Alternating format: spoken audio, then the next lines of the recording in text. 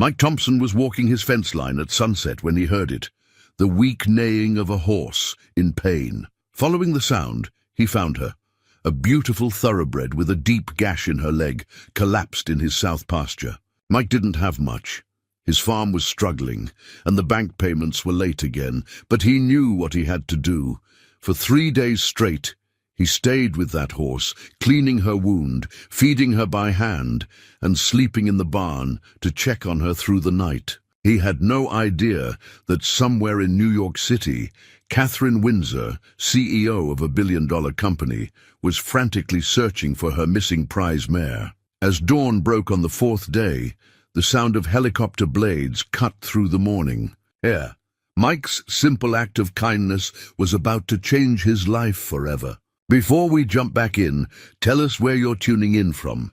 And if this story touches you, make sure you're subscribed, because tomorrow I've saved something extra special for you. The morning before finding the horse, Mike Thompson stood at his kitchen table, staring at the stack of bills that seemed to grow taller with each passing week. The red final notice stamps had become so common they barely registered anymore. He took a long sip of black coffee from a chipped mug, his father's old saying echoing in his mind, "A Thompson always finds a way." Finding a way had gotten harder since Dad passed. The drought last summer had hit them hard, and the equipment repairs this spring had eaten through what little savings he had left. Now, in the warm Kentucky June, Mike was running out of ways. He set the coffee down and picked up his veterinary school acceptance letter from 8 years ago, creased and worn from countless readings. 2 semesters completed before his father's heart attack brought him home to save the farm. The partial degree hadn't been enough to get his license, but it had given him enough knowledge to keep the livestock healthy, most of the time. The ancient refrigerator hummed in protest as Mike pulled out a half-empty carton of eggs.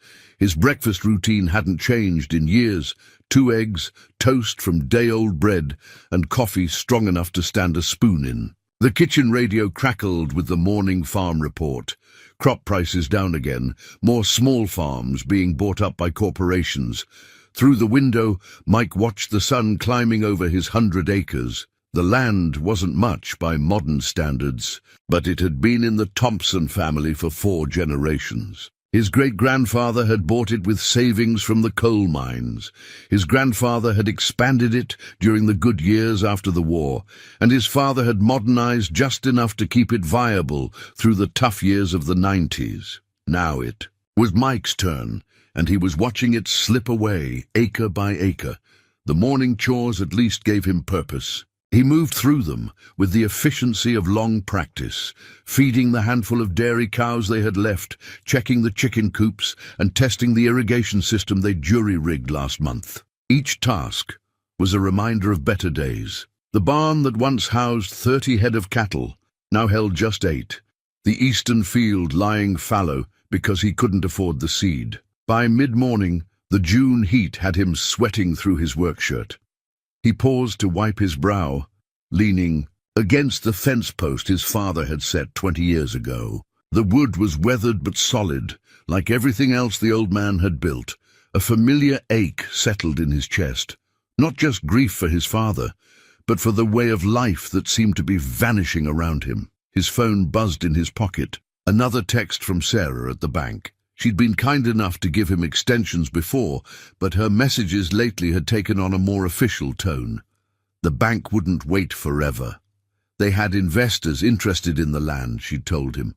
Last week, prime location for development, they said, as if generations of agricultural heritage could be reduced to real estate potential. Mike pocketed the phone without responding. He'd make it to the bank tomorrow, try to explain again. Maybe Sarah would remember how her father and his had worked together during the flood of '97, when the whole community had pulled together to save each other's farms. But community wasn't what it used to be.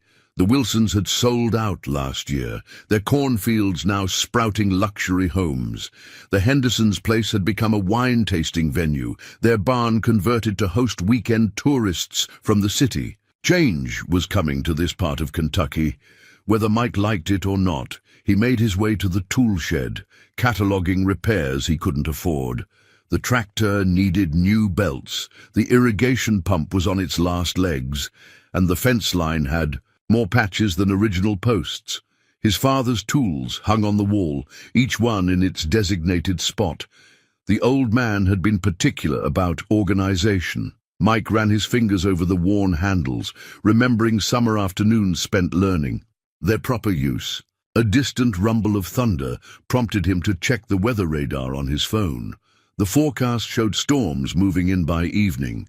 He'd need to check the fence line before dark, make sure nothing had worked loose since the last patch job. That's when he'd hear it, the sound that would change everything. But for now, Mike Thompson was just another struggling farmer, trying to keep his family's legacy alive one day at a time. The medical bills from his father's final months lay buried at the bottom of the stack on his kitchen table, a reminder of the impossible choices he'd faced. The farm or treatment, the doctors had essentially said. His father had made the choice for him. The land stays in the family, son. Promise me that. Mike had promised. He just wasn't sure how much longer he could keep that promise. Catherine Windsor's corner office, on the 52nd floor of Windsor Tower, commanded a view of Manhattan that tourists paid good money to see. At this hour, with the sun setting behind the city skyline, the effect was particularly dramatic. But Catherine wasn't admiring the view. Her attention was fixed on the tablet in her hands, displaying a live stream from her private stables in Kentucky. "Still no sign of her, Ms. Windsor?" the stable manager reported through the video call. "We've got search teams covering a 20-mile radius, but with the storms moving in..." Catherine's perfectly manicured fingers tightened around the tablet. "Expand the search, whatever it costs. Starlight isn't just any horse." After ending the call, she moved to the floor-to-ceiling windows, her reflection ghosting against the darkening sky. The Wall Street Journal cover framed on her wall caught her eye. Catherine Windsor, the queen of digital innovation. The article had praised her business acumen, her ruthless efficiency, her billion-dollar empire built from a simple app idea. What it hadn't mentioned was the loneliness at the top. Her assistant's voice came through the intercom. "You're 7. O'clock cancelled, Miss Windsor. Would you like me to move up tomorrow's board meeting?" "No, James. Have my helicopter ready instead. I'm flying to Kentucky tonight." A pause. "The weather reports indicate severe storms in that region. Then find me a pilot who can handle storms." Catherine's heels clicked against marble as she crossed to her private elevator. The office was exactly as she liked it, pristine, modern, everything in its place, like her life, until 3 days ago, when Starlight had somehow escaped during a routine evening walk. The elevator descended smoothly to the private garage level. Her driver was already waiting with the car door. "Open the heliport, Thomas." As they glided through Manhattan traffic, Catherine's mind drifted to the day she'd first seen Starlight. The mare had been a rescue, emaciated and terrified, her racing career cut short by an unscrupulous owner. Something in those frightened eyes had called to Catherine. Perhaps she'd recognized a kindred spirit, another creature pushed too hard, too fast by those who valued profit over welfare. She'd paid triple the mare's worth, poured resources into her rehabilitation. Watching Starlight recover, seeing her learn to trust again, had awakened something in Catherine that decades of business success hadn't touched. The horse became more than a pet. She was proof that second chances existed, that not everything in life could be reduced to profit margins and quarterly reports. The helicopter was prepped and waiting when she arrived. Her pilot, Reynolds, knew better than to mention the weather. He'd flown her through worse, back when Windsor Enterprises was just a startup, and every investor meeting had been crucial. "Latest search grid updates are loaded into the navigation system," he reported as she buckled in. "We've got about a 3-hour window before the worst of the storm hits." Catherine nodded, her expression set. Below them, Manhattan's lights blurred into rivers of gold as they lifted off. She'd built her empire by trusting her instincts, by seeing patterns others missed. Right now, those instincts were pulling her towards Kentucky with an urgency she couldn't explain. Her phone buzzed, another message from the board. The annual shareholder meeting was in 2 days. They expected her to announce the company's expansion into artificial intelligence, a move that would potentially double their market value. Instead, she was flying into a storm to search for a horse. They wouldn't understand, she murmured to herself, watching the city recede beneath them. The board saw Starlight as just another asset, a valuable thoroughbred whose loss would impact the company's prestigious racing stable. They didn't know about the late nights Catherine had spent in the stable, sharing her secrets with the only living creature who asked nothing of her in return. The helicopter banked south, and Catherine closed her eyes. In her mind, she saw Starlight, as she'd been 3 days ago, proud, strong, finally whole again. The mare's recovery had inspired Catherine to start a rehabilitation program for other rescued horses. Though she'd kept that project private, it wouldn't fit with her public image. Catherine Windsor, the ice queen of tech, going soft over injured animals. Thunder rumbled in the distance. Somewhere below, in the darkness between the cities, her most precious investment was lost and possibly hurt. Catherine Windsor had built her fortune by fixing broken things, algorithms, companies, market strategies. But she'd learned more about healing from one wounded horse than from all her years in the corporate world. "Hold on, girl," she whispered into the storm. "I'm coming." The trophy gleamed in its case at Windsor Stables, catching the first light of dawn. Kentucky Derby, 2nd place, Starlight's promise. It was the race that should have launched a legendary career, the day everything went wrong. The stable's security footage played on multiple screens in the guard station, each showing a different angle of Starlight's last known whereabouts. Jim Martinez, head of security, rewound the tape for the dozenth time. One moment the mare was being led to, her evening bath the next, chaos. A sudden clap of thunder, a startled stable hand losing his grip, and Starlight bolting through the partially opened gate.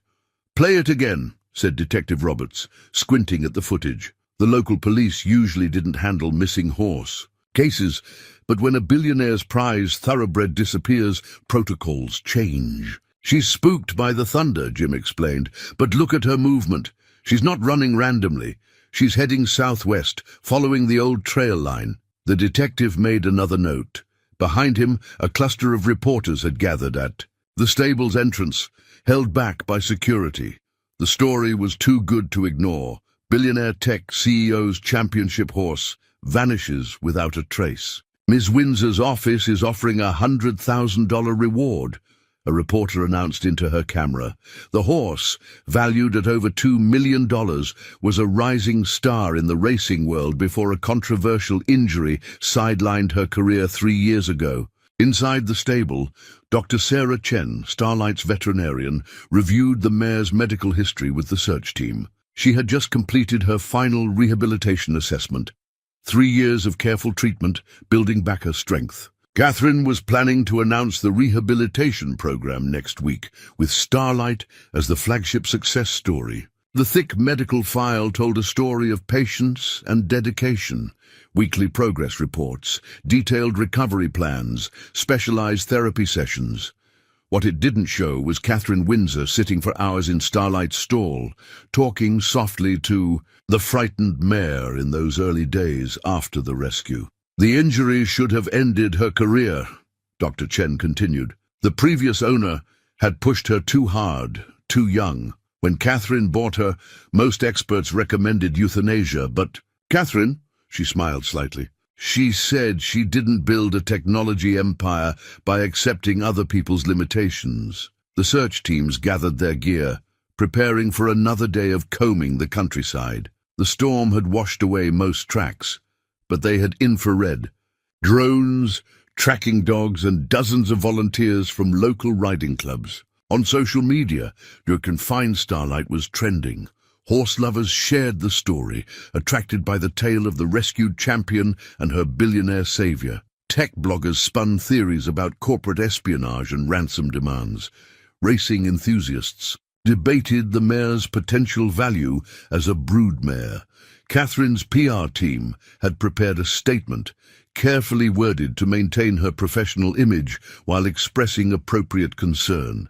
She'd ignored it, instead posting a simple personal message. "She saved me as much as I saved her. Please help us bring her home." The post had gone viral, humanizing the normally reserved CEO. Comments poured in from around the world, people sharing stories of their own bonds with animals, their own experiences of healing through horses.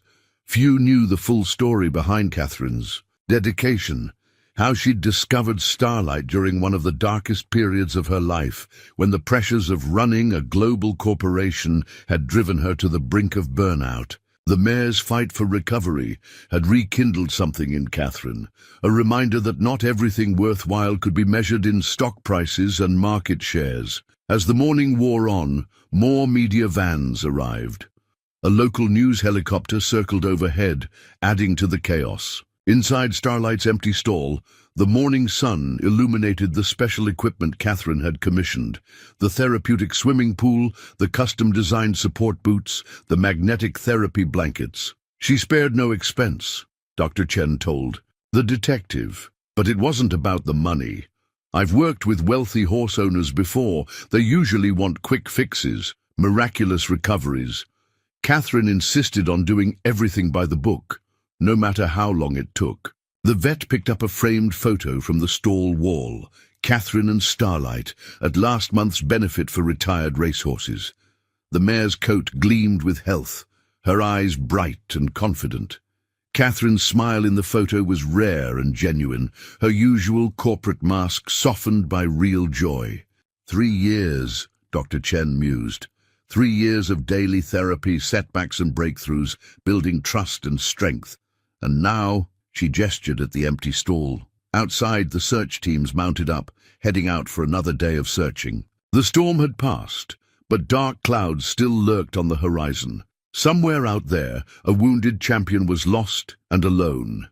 And with each passing hour, the chances of finding her diminished. The old first aid kit sat unopened in Mike's barn for years, a relic from his veterinary school days. Now, kneeling beside the injured horse in the gathering dusk, he wiped dust off the latches with trembling hands. Inside, supplies that had seemed excessive when he'd assembled them, as an eager student suddenly felt desperately inadequate.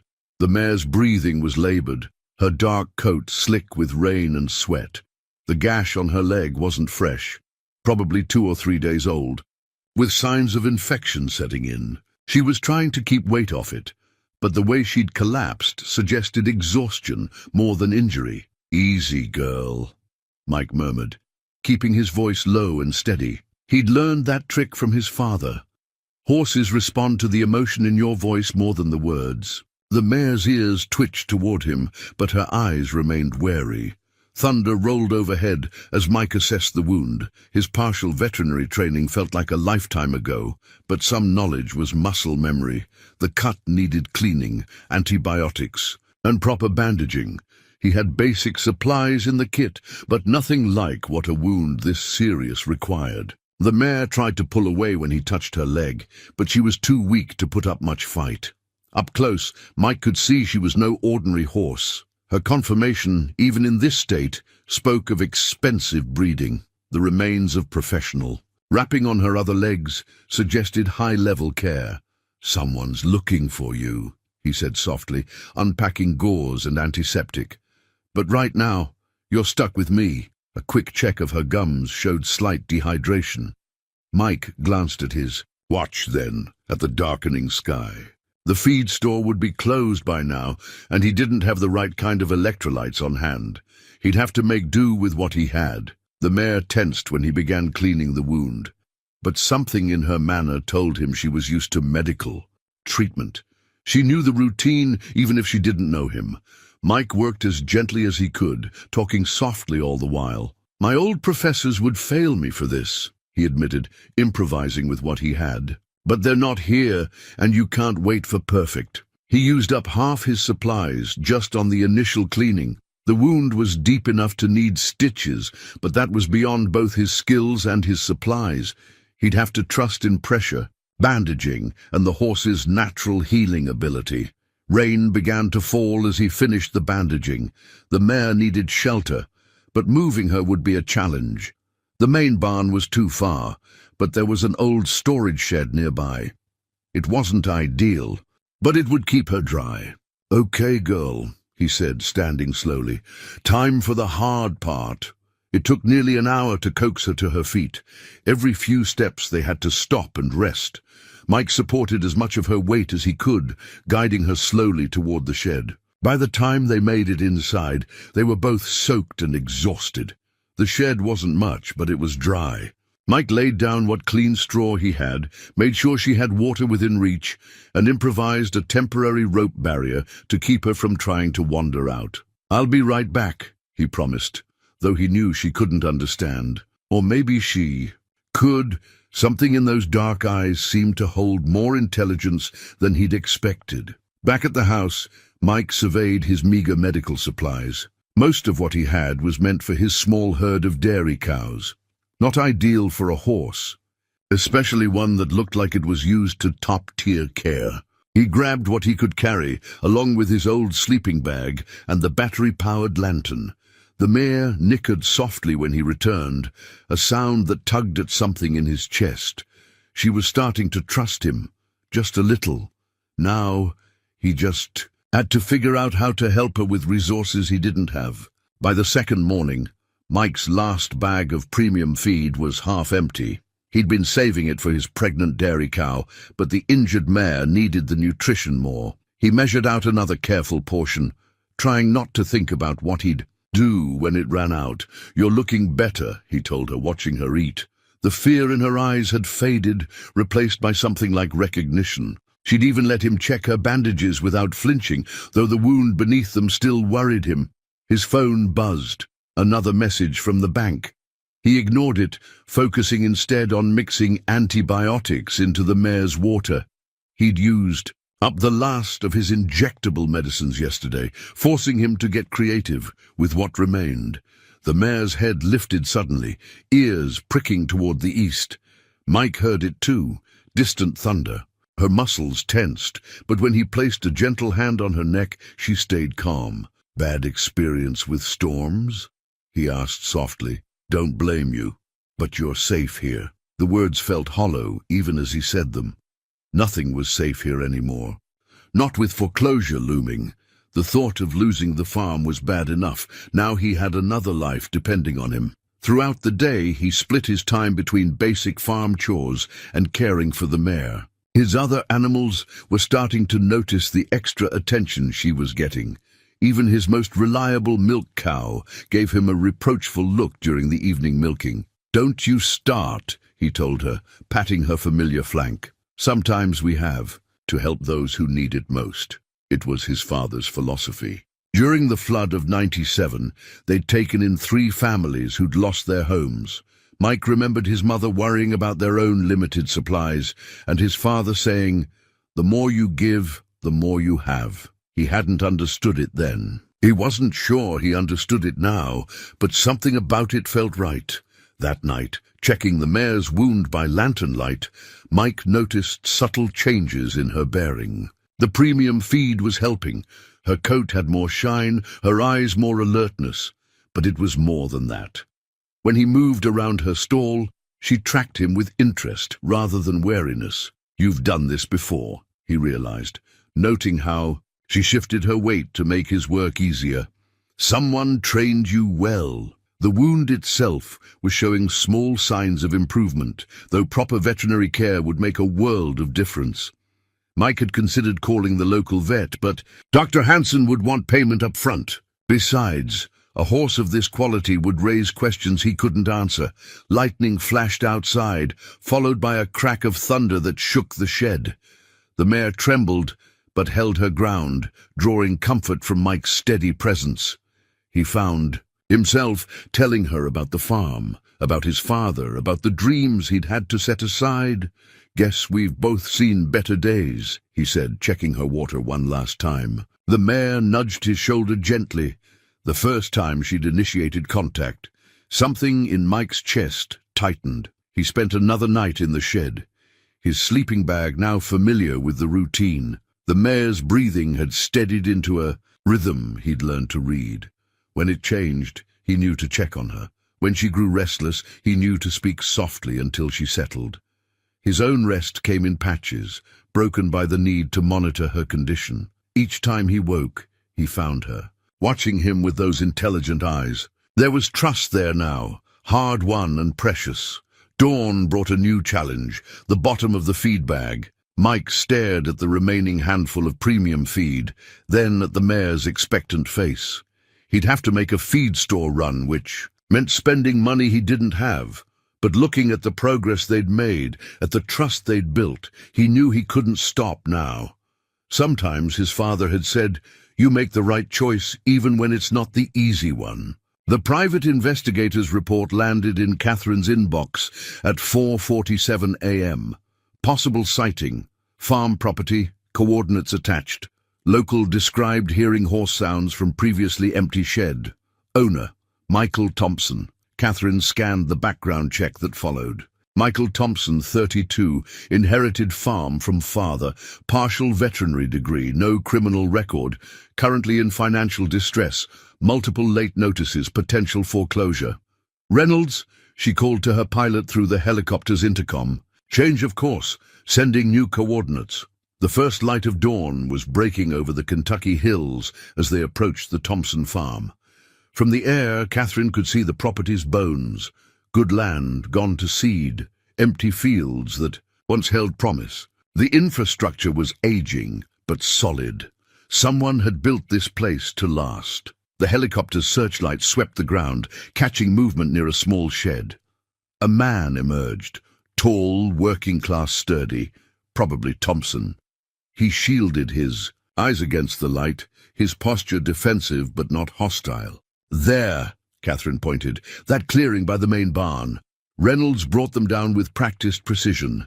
The rotor wash sent leaves swirling across the yard, but Catherine was already unstrapping her seatbelt before they fully landed. Her Louboutin heels sank slightly into the damp earth as she stepped down.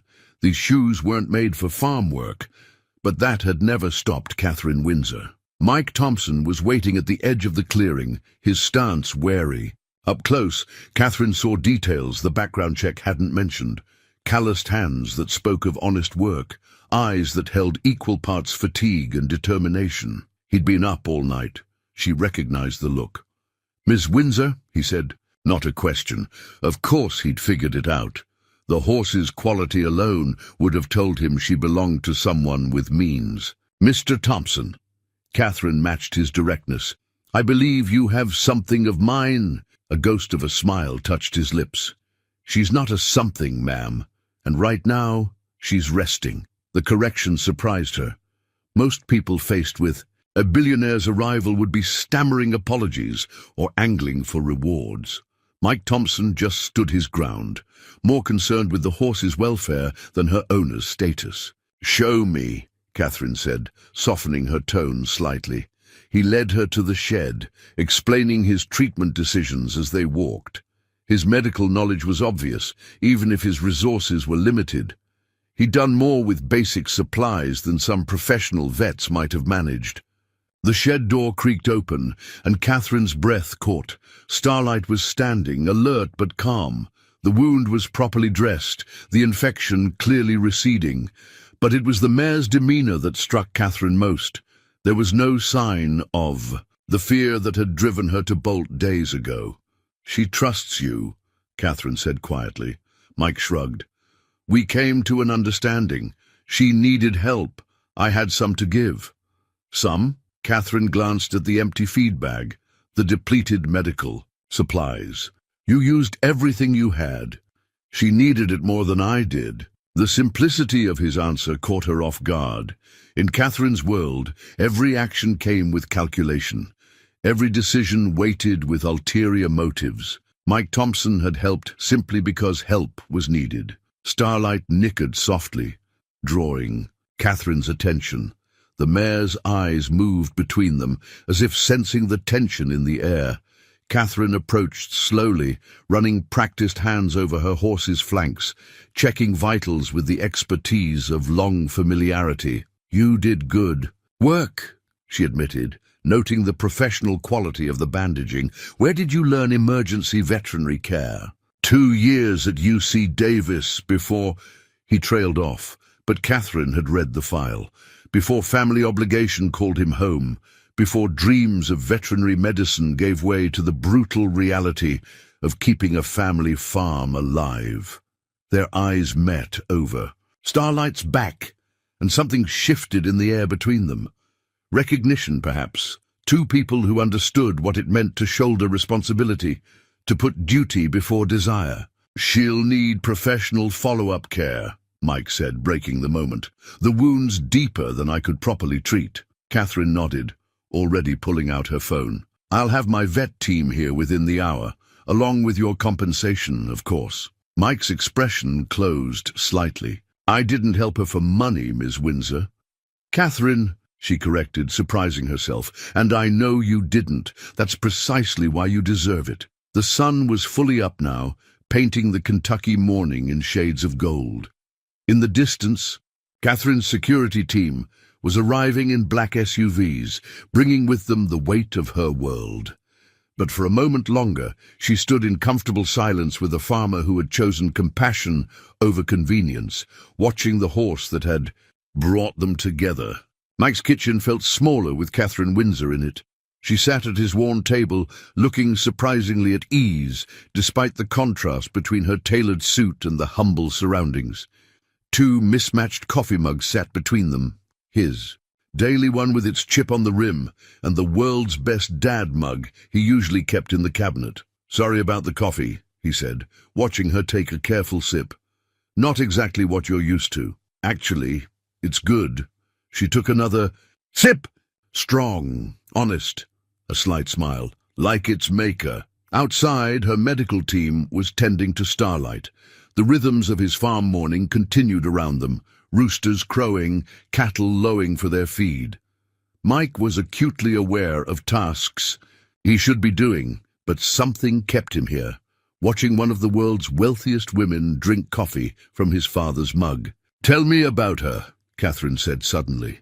"These past few days, I want to know everything." So Mike told her, about finding Starlight in the rain, about the long nights monitoring her fever, about the trust slowly built through pain and patience. Catherine listened intently, asking occasional questions that revealed her deep knowledge of horses and healing. "The way she favored her left side," Catherine noted. "That's from an old injury, 3 years ago. I noticed that. Compensated for it in the bandaging." Mike hesitated. "She's had professional rehabilitation, extended therapy, probably hydrotherapy from the muscle development." Catherine's eyebrows rose slightly. "Your partial degree is showing, Mr. Thompson." "Mike," he corrected, surprising himself. "And you learned to read the signs, degree or not." A comfortable silence fell between them. Through the window, they could see Starlight receiving treatment, calm under the handler's care, but occasionally looking toward the house, checking for Mike. "She doesn't usually trust easily," Catherine said softly. "Not since the accident. But she'd trust you. Sometimes trust isn't about credentials. Sometimes it's just about being there, doing what needs doing." Catherine studied him over the rim of her mug. "Is that what keeps you here? Doing what needs doing?" The question hit closer to home than she could know. Mike's gaze drifted to the stack of bills on the counter, the bank notices he'd tried to hide when she arrived. "This land," he began, then stopped, unsure how to explain it to someone who bought and sold properties like trading cards. "It's not just acres and assets. It's legacy," Catherine finished. "History, purpose." He looked at her sharply. There was understanding in her eyes that he hadn't expected. "You think I built my company just for the profit?" She set down her mug. "Everything worthwhile has roots, Mike. Even digital empires." A commotion outside drew their attention. One of the vet techs was having trouble drawing blood from Starlight, the mare growing increasingly agitated. Without discussion, they both rose and headed out. Mike approached first, speaking softly to Starlight, while Catherine quietly instructed her team to give them space. Together, they calmed the horse, Mike's farm-work-strong hands gentle on her neck, while Catherine administered the injection with professional precision. "We make a good team," Catherine observed as they walked back to the house. "Different skills, same goal." Mike chuckled. "Pretty sure our worlds don't overlap much beyond this moment." "Don't they?" She paused at the kitchen door. "You're a caretaker, Mike. Of animals, of land, of heritage. I protect things too. Businesses, innovations, opportunities. We just work different fields." The morning sun caught her face, and for a moment Mike saw past the power suit and reputation. He saw someone who understood dedication, who knew the weight of responsibility, someone who, despite all her wealth, chose to fly through a storm, to find a wounded horse. "More coffee?" he offered.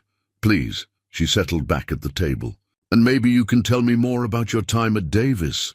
What made you choose veterinary medicine?" It should have felt like an invasion of privacy.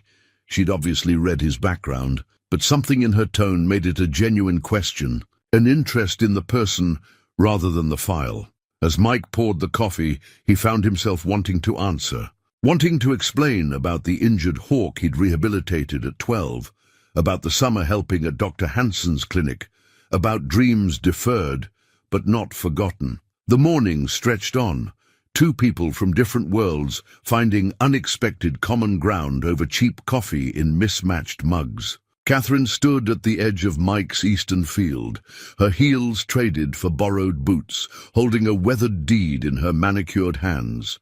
To Mike's surprise, she read it carefully, showing genuine interest in the property's history and boundaries. 112 acres, she noted. Original parcel from 1932, plus the Anderson addition in 56. She looked up. "Your great-grandfather had vision." "He had grit," Mike corrected. "Vision came later with better times."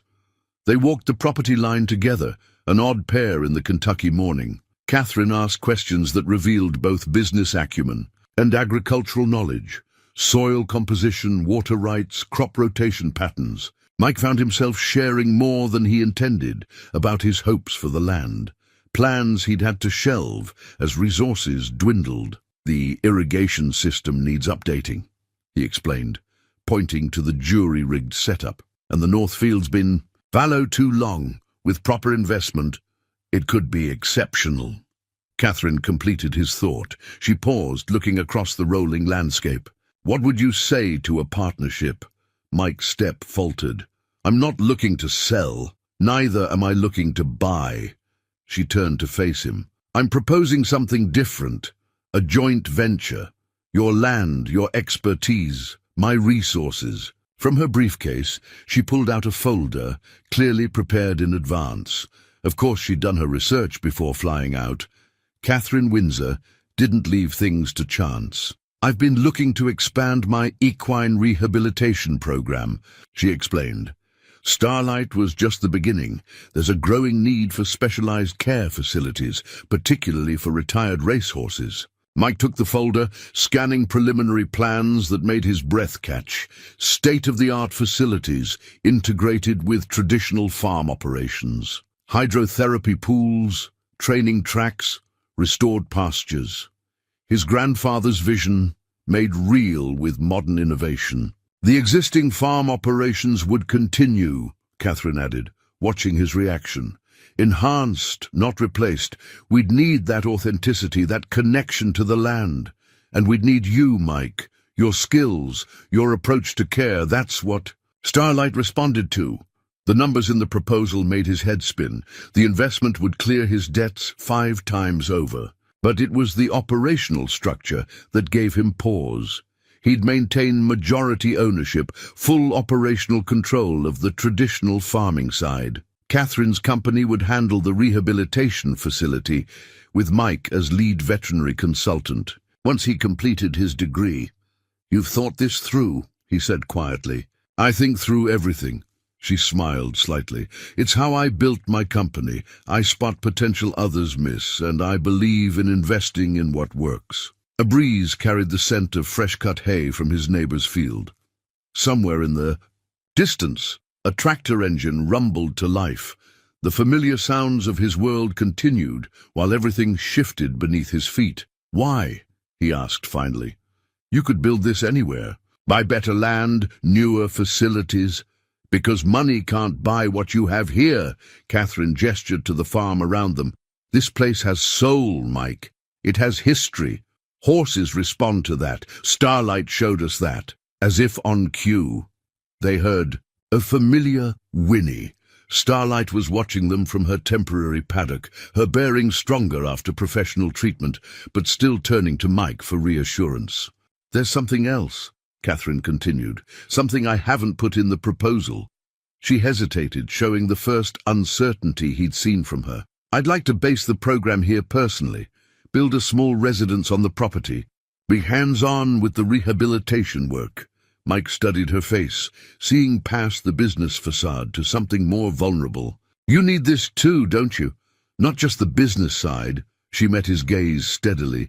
"Let's say I understand the value of rehabilitation, of having space to heal." The morning sun climbed higher, burning off the last of the dew. Mike thought about his father, about promises made and dreams deferred. The weight of legacy pressed against him, but differently now, not just a burden to bear, but a foundation to build upon. "I'll need time," he said, "to think it through, to make sure it's right." Catherine nodded, respect in her eyes. "Take the time you need.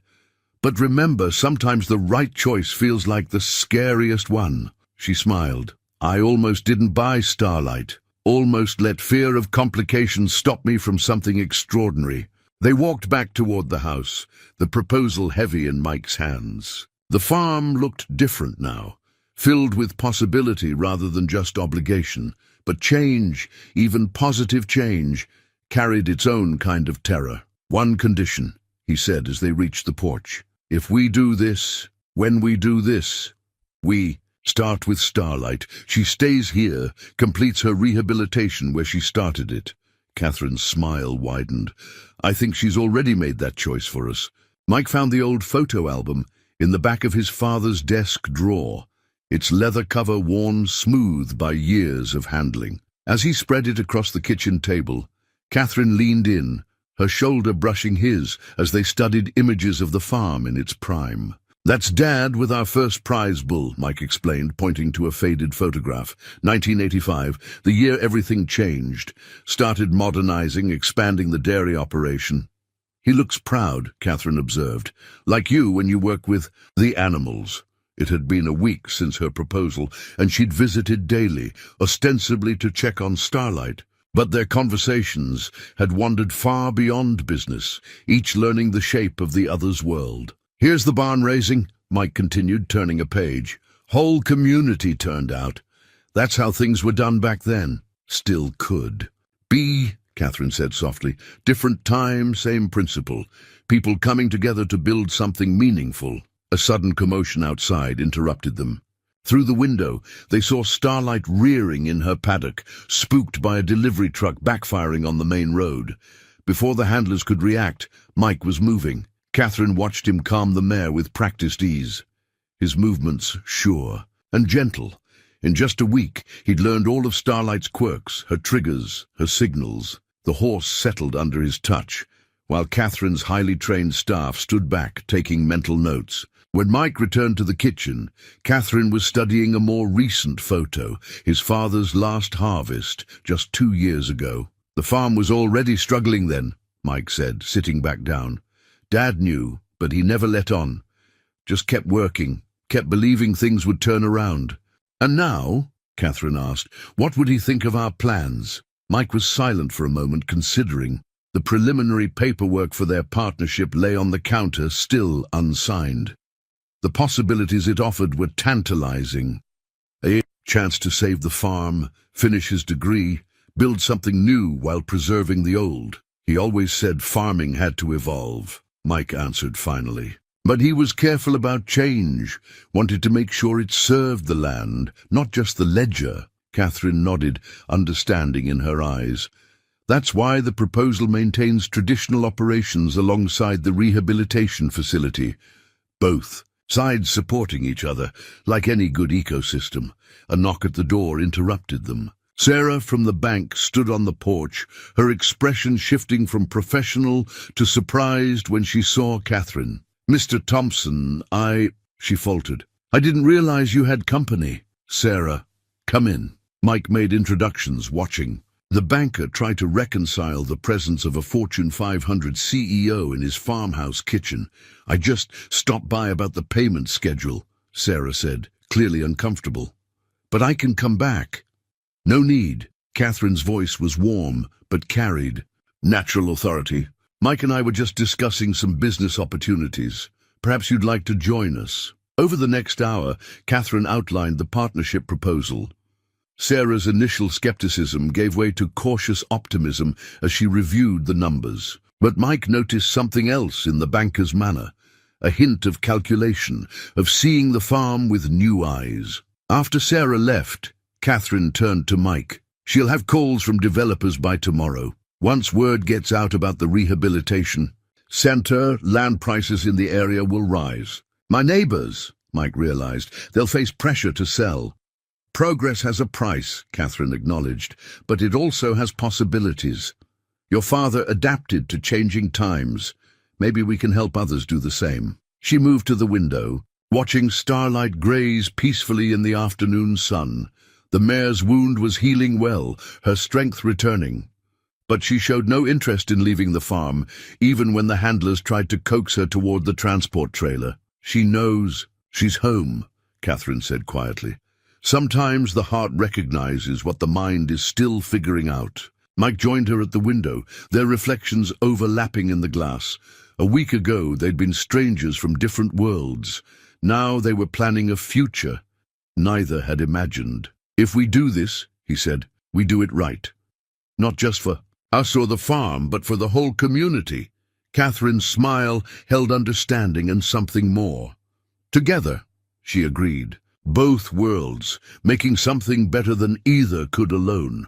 Outside, the Kentucky sun painted long shadows across fields that had seen generations of change and persistence. Inside, two people stood at the edge of their own transformation, each sensing that saving a horse had somehow led to saving much more. The business proposal sat open on Mike's truck dashboard as he pulled into the local diner. Through the window, he could see a cluster of familiar faces, other farmers gathering for their usual morning coffee. But today, their attention fixed on him as he walked in, conversations dropping to whispers. Old Joe Henderson broke the silence first. "So, Mike, hear you're going corporate on us." Mike poured himself coffee, taking his usual seat at the counter. "Not exactly, Joe. It's a partnership, not a takeover." "Partnership with Catherine Windsor," Bob Wilson chimed in. "Same woman who's been buying up farms in Virginia, turning them into fancy horse camps. Read about it online." "Rehabilitation centers," Mike corrected. "And this is different. We're keeping the traditional farming operations, just adding city money and city problems," Joe cut in. "Your daddy would have thought twice about this, son." The words stung, but before Mike could respond, the diner's door chimed. Catherine walked in, trading her usual business attire for jeans and a simple blouse. The local's reaction was immediate. Back straightening, conversations hushing. "Morning, everyone," she said easily, sliding onto the stool next to Mike. "Hope there's enough coffee to share." Betty, the owner's wife, recovered first. "Of course, Ms. Windsor. How do you take it?" "Black is fine. And it's Catherine." She turned to the room. "I imagine you all have questions about the rehabilitation center." The tension crackled. Then Bob Wilson leaned forward. "My grandson's studying veterinary medicine at UK. Says these fancy rehab facilities are the future of equine care." "They are," Catherine agreed. "But they work best when combined with traditional farming wisdom. That's why this location is perfect. Generations of horse knowledge in this community." Mike watched her work the room, answering questions with respect and genuine interest. She asked about local farming challenges, listened to concerns about development pressure. When Joe mentioned his daughter's dream of becoming a horse trainer, Catherine offered to have her intern at the facility. Gradually, the atmosphere shifted. The farmer's defensive posture softened as Catherine demonstrated real understanding of agricultural issues. She wasn't just a city investor throwing money around. She knew crop rotation patterns, understood livestock management, respected the rhythms of farm life. "Show them the full plans," Mike suggested quietly. Catherine pulled out her tablet, displaying the architectural renderings. The rehabilitation center blended seamlessly with the existing farm structures, respecting the local aesthetic while incorporating modern technology. "We'll need local expertise," she explained. "Feed, suppliers, equipment maintenance, seasonal workers. This isn't about replacing what's here, it's about enhancing it." Bob studied the plans. "Those barns, they're designed like the old German bank barns from the 1900s. "Yes," Catherine smiled. "Mike showed me his grandfather's original barn. We're adapting that design for the new facilities, proven methods updated for modern needs." The conversation evolved into a detailed discussion of farming practices and horse care. Mike watched in amazement as Catherine held her own, her corporate polish giving way to genuine enthusiasm for agriculture. Later, as they walked back to their vehicles, Catherine paused. "That was important, wasn't it? Getting their support?" Mike nodded. "They're not just neighbors. They're the community's memory. If they accept the change, others will follow." "Memory matters," Catherine agreed. "Like that barn design, sometimes the old ways are the best foundation for new ideas."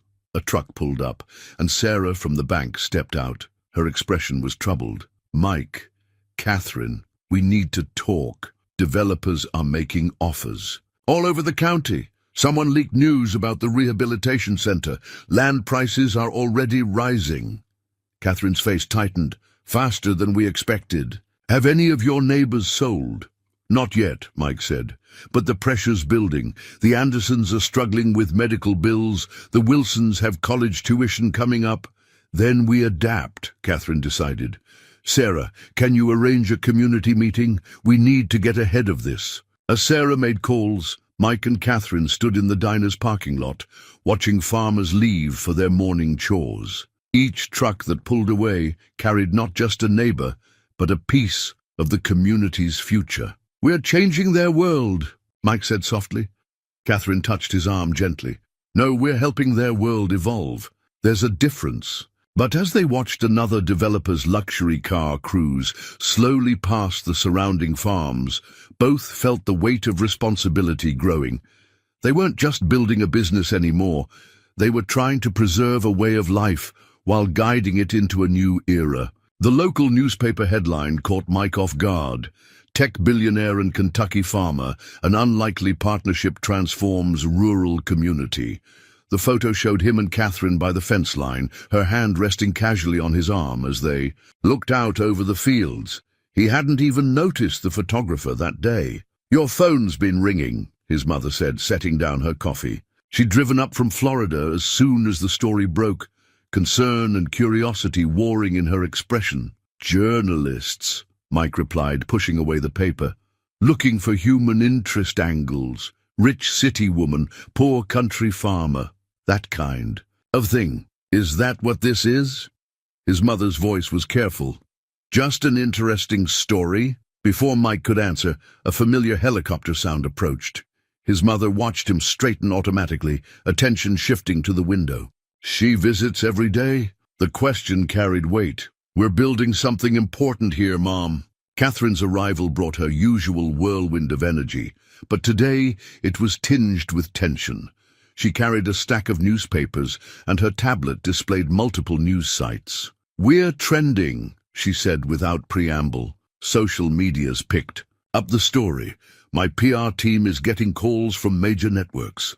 Mike made introductions, watching his mother evaluate Catherine with a parent's protective instinct. Catherine, for her part, showed none of her corporate polish, instead revealing the warmth she usually reserved for their private conversations. "Mrs. Thompson," she said, "I've wanted to thank you.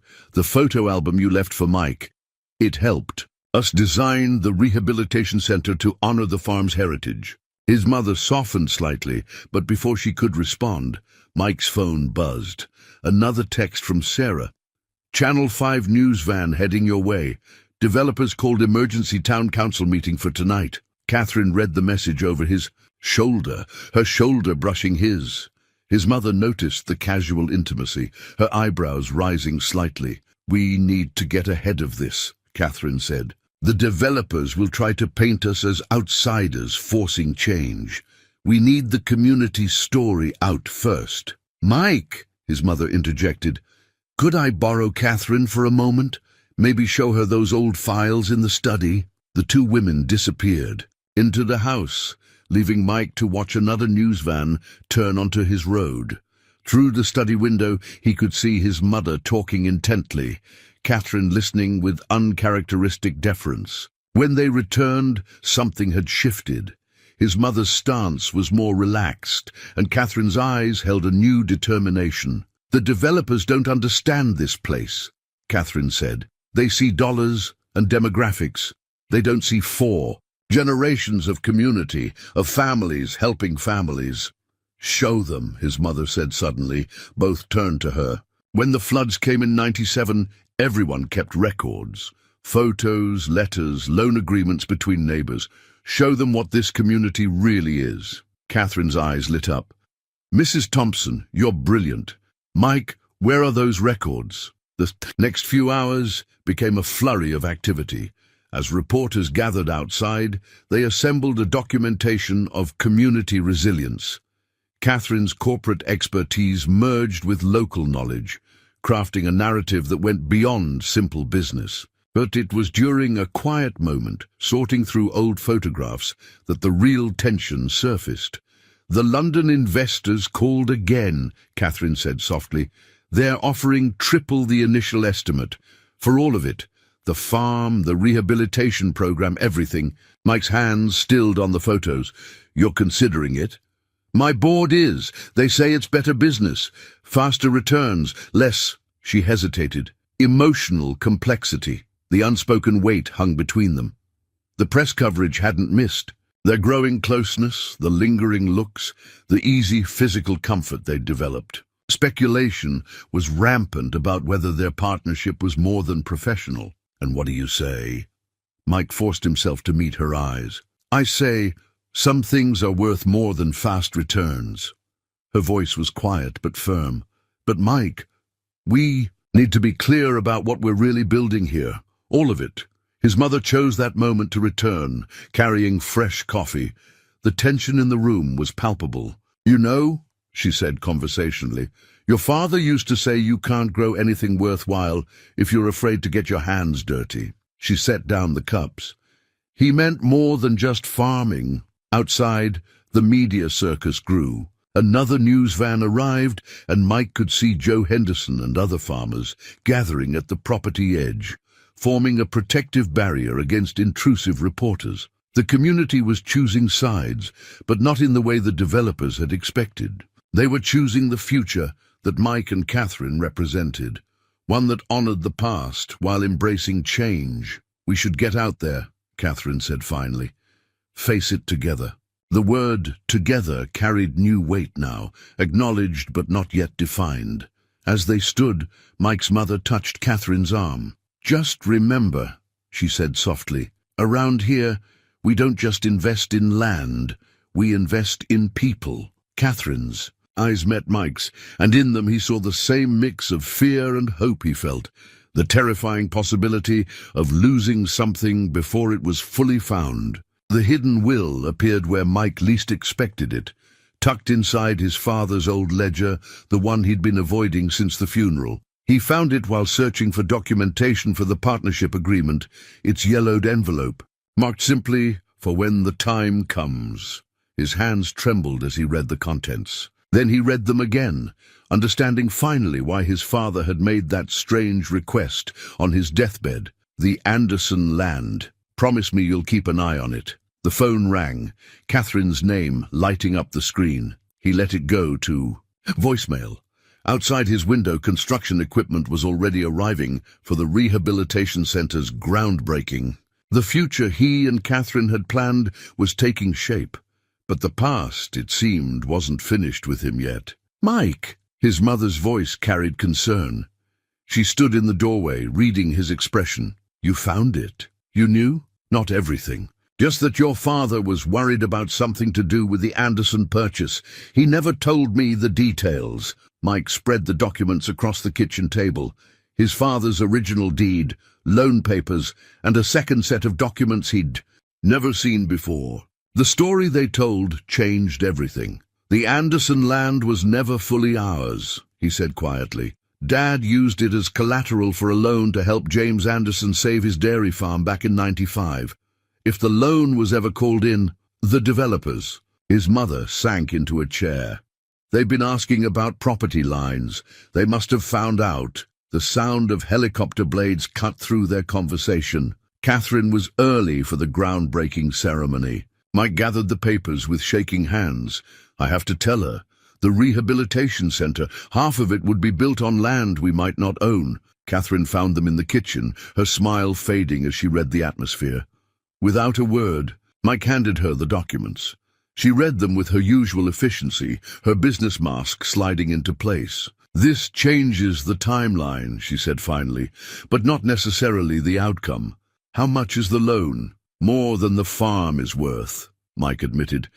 "Dad helped refinance it multiple times, with interest." A knock at the door interrupted them. Sarah from the bank stood there, but not alone. Behind her was James Anderson, Jr., looking uncomfortable in a suit that screamed, "Corporate lawyer." "I'm sorry, Mike," Sarah said, "but with the groundbreaking today, they're calling in the loan." James Jr. couldn't meet Mike's eyes. Dad never wanted this, but when he passed last month, the estate lawyers found the paperwork. Catherine's phone buzzed. She glanced at it, her expression tightening. "My board just got wind of this. They're calling an emergency meeting." The kitchen became a flurry of activity. Sarah explaining legal terms, James Jr. presenting demands, Catherine on multiple calls with her lawyers. Through it all, Mike stood silent, watching his world unravel. "There's more," his mother said suddenly. Everyone turned to her. She pulled another document from the ledger, a letter in his father's handwriting. Mike read it aloud. "Son, if you're reading this, the Anderson loan has come due. But remember what I taught you. Every problem has a history, and every history has a solution. Check the back acre by the old oak. I left something there for when this day came." Catherine was already moving. "Show me." They took Mike's truck, bouncing across the familiar fields that suddenly felt like strangers. Land. The old oak stood sentinel over generations of Thompson family picnics and celebrations. At its base, weather-worn but intact, stood a metal box. Inside, they found more documents, and a story that changed everything again. "Your father," Catherine breathed, reading quickly. "He was protecting more than just the Anderson farm. This whole area, it's sitting on limestone caverns, prime mineral rights. The developers knew," Mike realized. "That's why they've been so aggressive. They don't want the surface rights. They want what's underneath." Catherine's business instincts kicked in. "The mineral rights are separate from the land deed. If your father secured those..." More papers emerged. Agreements, surveys, mineral rights transfers. A complex web of legal protection his father had quietly woven, ensuring that no matter who owned the surface, the caverns could never be exploited. "He made the loan to protect the water table," Mike said, understanding finally. "The caverns feed every spring in the county. If they were mined, every farm would be at risk." Catherine was already dialing. "This changes our whole strategy. Mike, the rehabilitation center isn't just about horses anymore. It's about protecting an ecosystem." They rushed back to the house, where the various parties waited in tense silence. Catherine took control of the room, her CEO authority in full force. "Ladies and gentlemen, we're restructuring this entire agreement. The Thompson-Windsor Partnership isn't just building a rehabilitation center, we're establishing a conservation trust." Over the next hour, she laid out a vision that left everyone stunned. The rehabilitation center would become part of a larger environmental preserve. The mineral rights would be permanently protected. Local farmers would be offered partnerships rather than buyouts. The developers can't fight this, she explained. The PR nightmare alone would sink them. And my board? She smiled. They've been pushing for more green initiatives. This is perfect. But in the midst of the negotiations, Mike noticed something else in his father's letter. A personal note meant only for him. Son, I knew someday you'd find someone who shares your love for this land. Someone who sees its value beyond dollars and cents. When you do, don't let pride or fear stand in your way. Some partnerships are about more than business. He looked up to find Catherine watching him, her professional mask slipping just enough to show her real concern. You knew, he said later when the others had gone. When I showed you the first documents, you already suspected something like this. She nodded. Land disputes usually have deeper roots, but I needed you to find the truth yourself. She stepped closer. Mike, whatever happens with the business, whatever we uncover about the land, that's not why I'm here every day. The weight of unspoken feelings hung between them, heavier than any property deed. His mother cleared her throat from the doorway. Your father also said something else that last day. He said, tell Mike that sometimes the best crop a farmer can grow is trust. Outside, the construction equipment waited. The future was still uncertain, but differently now. Not a question of losing the past, but of building something new while protecting what mattered most. Partners? Catherine asked softly, extending her hand. Mike took it, knowing they were negotiating far more than business now. Partners. The groundbreaking ceremony would have to be delayed, the plans modified, the agreements rewritten. But as they stood in his kitchen, hands clasped, Mike realized that his father had given him one final gift. The understanding that love of the land and love of a person could grow from the same soil. The corporate takeover notice arrived by courier at dawn. Granite Holdings International intends to acquire controlling interest in Windsor Enterprises through a hostile takeover bid. Catherine stood in Mike's kitchen, reading it for the third time, her usual composure cracking. They're using this delay to make their move, she said. The board is already nervous about the conservation plan. If Granite convinces enough shareholders that I'm putting personal interests ahead of profits. Mike studied the woman who'd become so much more than a business partner. The early morning light caught the shadows under her eyes, evidence of sleepless nights spent fighting for their shared vision. How long do we have? The shareholder vote is in 3 days. She set down the notice. We need to prove the Conservation Trust isn't just good ethics, it's good business. Outside, Starlight nickered from her paddock. The mare's rehabilitation had become a symbol of their larger mission. Local farmers stopped by daily to watch her progress, bringing their children to learn about horse care and conservation. Show me the numbers again, Mike said, pulling out the trust proposal. They spread the documents across the kitchen table, where so many of their plans had taken shape. Catherine's financial projections showed the long-term benefits of protecting the limestone caverns. Stable water tables meant sustainable farming, which meant consistent agricultural revenues. The problem is, these are 20-year projections, Catherine explained. Granite is promising 15% returns next quarter through aggressive mineral extraction. A truck pulled up outside, Joe Henderson and several other farmers. They'd been meeting every morning since the conservation plan was announced, organizing local support. Found something you need to see, Joe said without preamble. He unfolded a yellowed newspaper from 1947.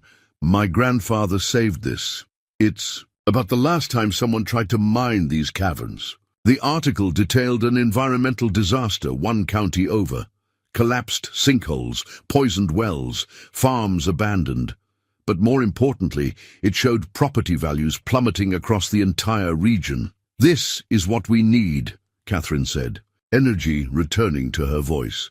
Historical proof that short-term mineral profits lead to long-term economic damage. Mike watched her work, fingers flying over her tablet as she updated their presentation. She'd fought her way to the top of the tech world, but here in his kitchen, she was fighting for something more personal. His mother appeared with coffee and fresh muffins. The kitchen had become an informal headquarters, mixing corporate strategy with country hospitality. As more neighbors arrived, the discussion evolved from business defense to community activism. "The Wilsons are organizing a town hall meeting," Bob reported.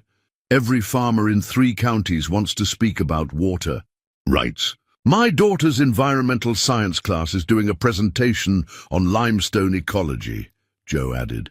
"The whole high school's getting involved." Catherine's phone buzzed, her PR team with updates. The media had caught wind of the takeover, their bid, but also of the community's response. National environmental groups were pledging support. "Granite's stock dropped 2 points on the news," she reported. "They didn't expect this level of opposition." Mike touched her shoulder gently. "They didn't expect you." Their eyes met, holding a conversation without words. The past weeks had changed them both.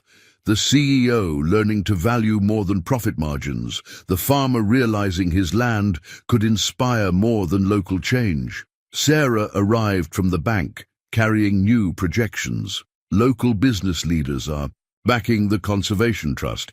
They're seeing the long-term benefits to tourism, agriculture and land values. But amid the growing support, a new threat emerged. Catherine's board chairman called, his message clear. Either she withdrew the conservation plan and focused on practical business matters, or they would support Granite's takeover bid. "They're giving me until midnight to decide," she said. After the call, her voice tight. "Walk with me." They headed to the east pasture, where the morning sun painted everything in shades of possibility. Starlight followed along her fence line, her gait strong and sure, living proof that healing was possible with enough time and care. "I could lose everything," Catherine said quietly. "The company I built, my reputation in the business world. Or we could lose everything," Mike corrected gently. "The water table, the farmland, the community's future." She turned to him, searching his face. "When did you become so sure about all this?" "When you showed me how to see the bigger picture," he smiled. "Or maybe when a billionaire spent 3 days helping me muck out horse stalls." The memory drew. A laugh from her, tension easing slightly.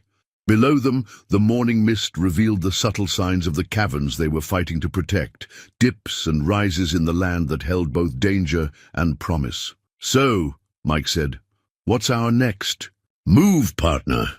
Catherine sat cross-legged on the barn floor, surrounded by Starlight's medical records.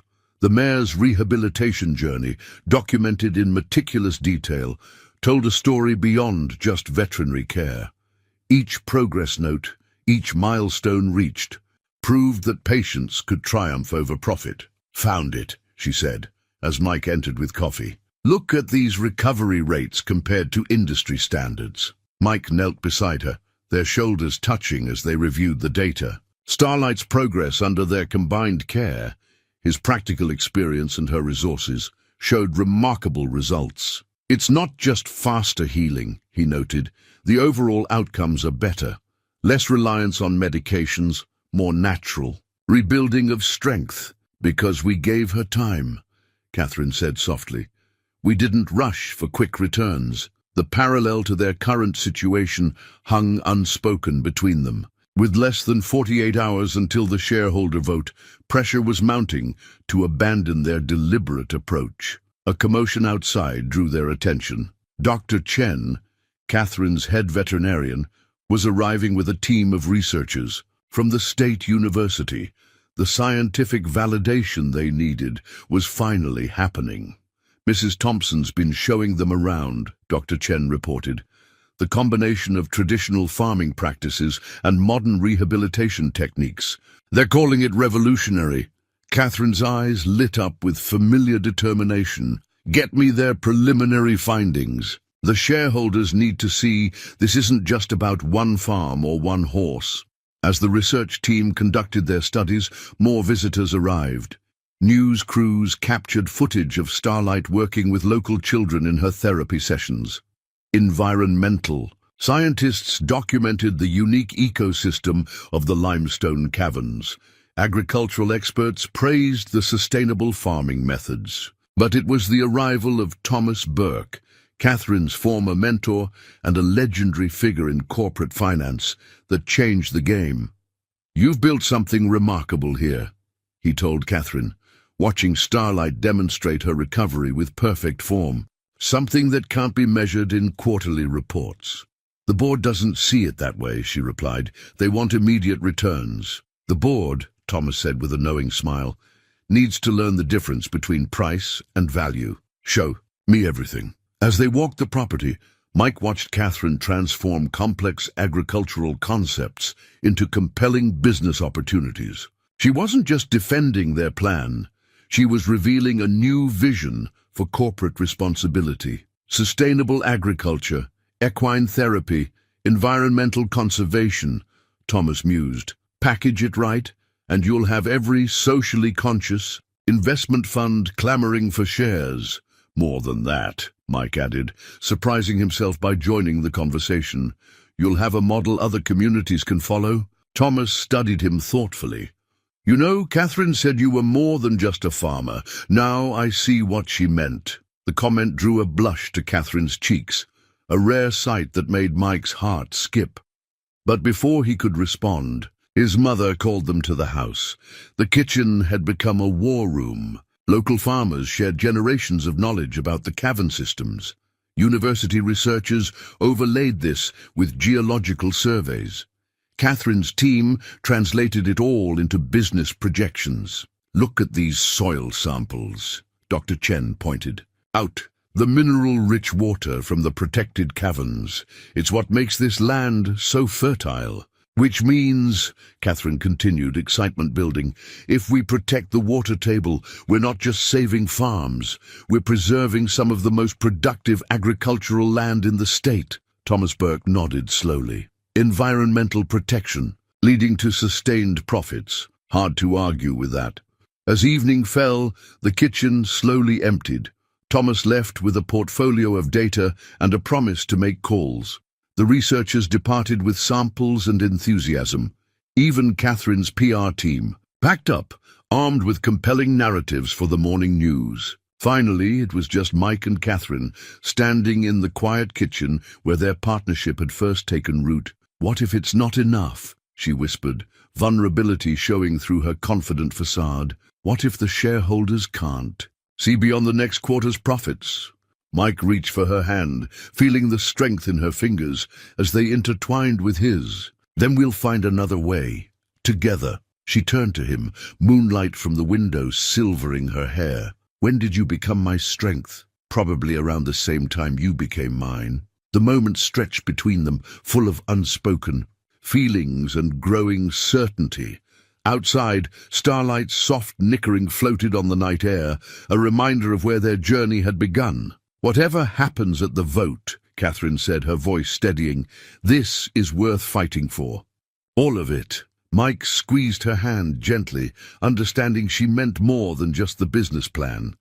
Sometimes the most valuable things couldn't be measured in dollars or documented in reports. Sometimes they could only be felt, growing steady and strong, like love for the land, or for each other.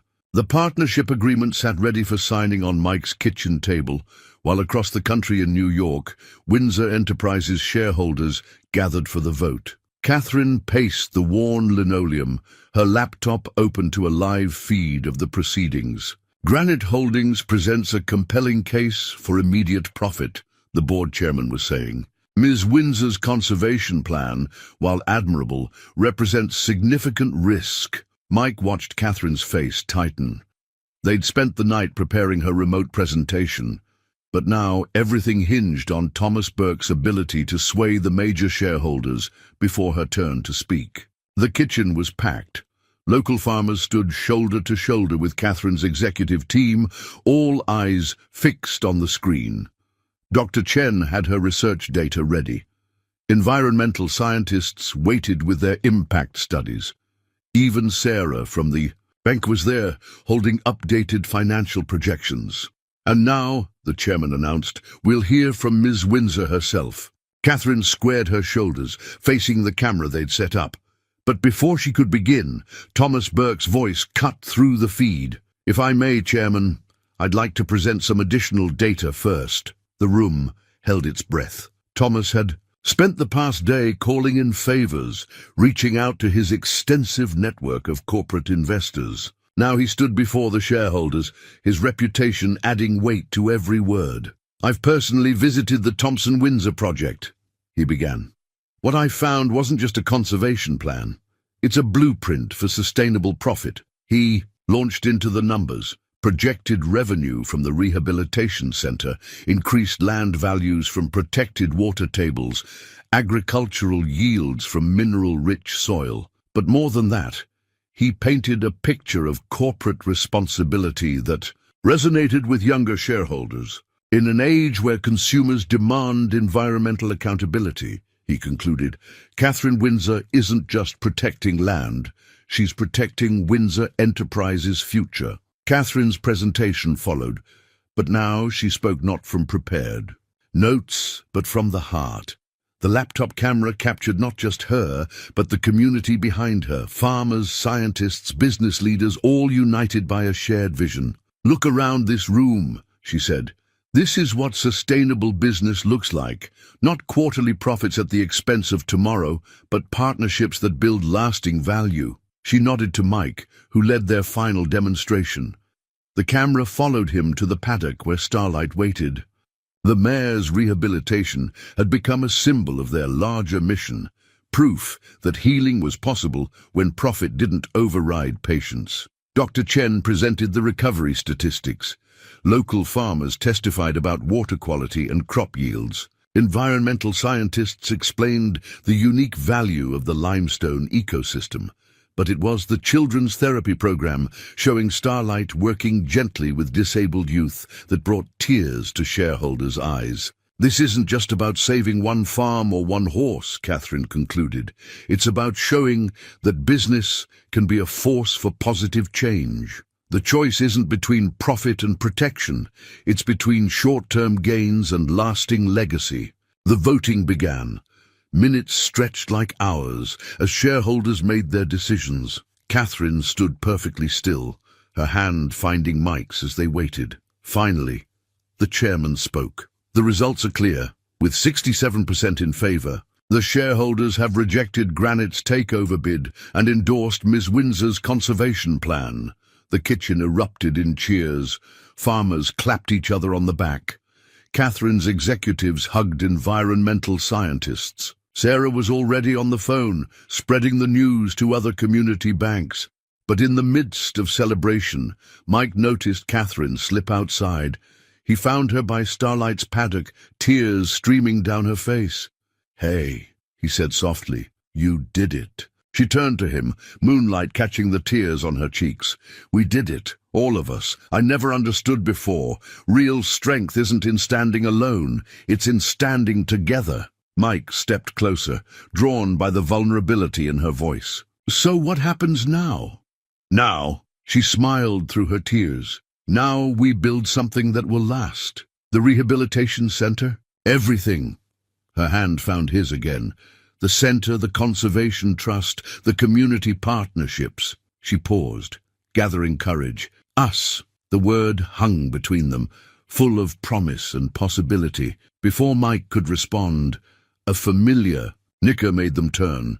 Starlight had approached the fence, her elegant head extending toward them. "She knows," Mike said softly. "Animals always know when something's healing." Catherine leaned against him, her corporate armor finally falling. Away, completely. Behind them, the sounds of celebration drifted from the kitchen. Before them stretched fields that would now be protected for generations.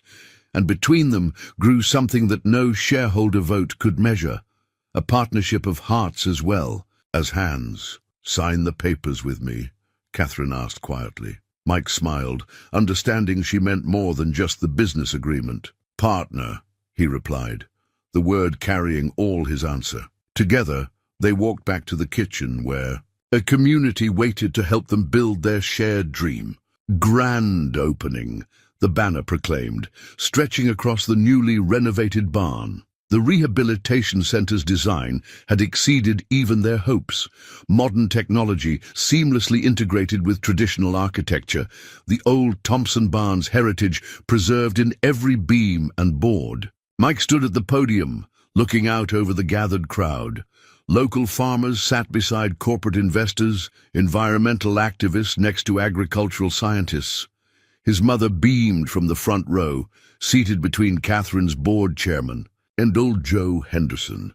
"My father used to say that good land tells its own story," Mike began.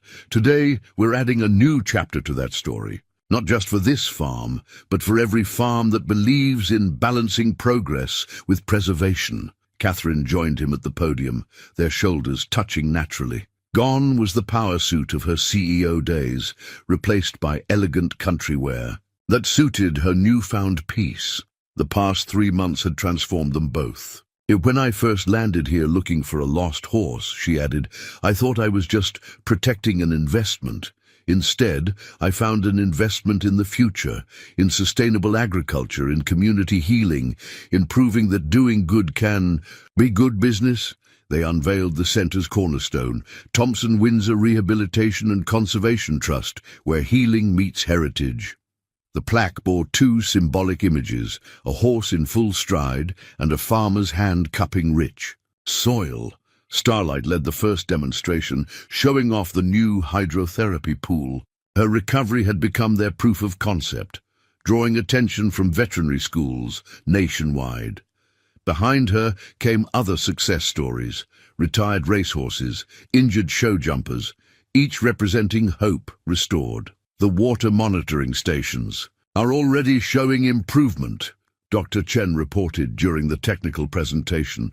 "The protected caverns are naturally filtering agricultural runoff, creating a sustainable cycle." Local children proudly showed visitors their new 4-H projects, housed in a special youth section of the facility.